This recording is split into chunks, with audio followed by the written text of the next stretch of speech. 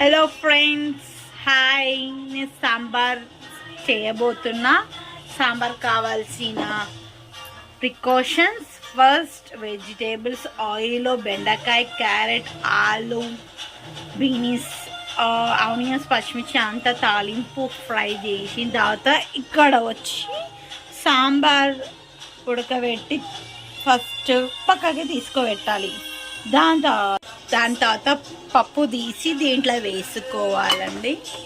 వేసుకొని బాగా ఫ్రై చేసి మళ్ళీ ఇక్కడ పెట్టిన చింతపండుని బాగా పిసికి మనం దీంట్లోనే పప్పులా సాంబార్ చింతపండు దాంట్లో పోసుకోవాలండి. చింతపండు వాటర్ వేసుకోవాలండి. మంచిగా వేసుకున్న తర్వాత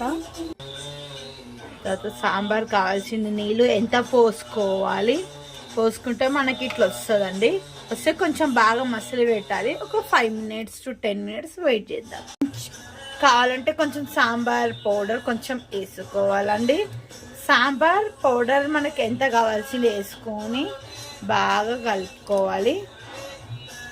మనకి బాగా మసలిన తర్వాత దించుకోవచ్చు. కొంచెం సేపు మసాలేద్దాం. సాంబార్ మసాలా వేద్దాం.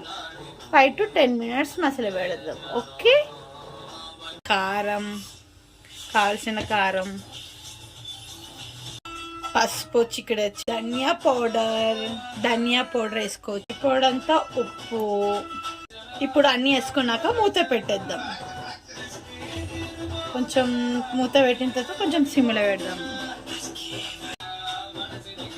మూత పెట్టేసిన తర్వాత చిన్నగా పెట్టుకుందాం. పెట్టుకున్నాక 5 to 10 minutes మసలాలి. ఓకే ఫ్రెండ్స్, సాంబార్ మసులుతుందో చూద్దాం. వావ్, మసులుతుందండి. ఓకే, ఇదేనా ఈరోజు స్పెషల్ సాంబార్ వంట. Please subscribe, like and share. Thank you friends.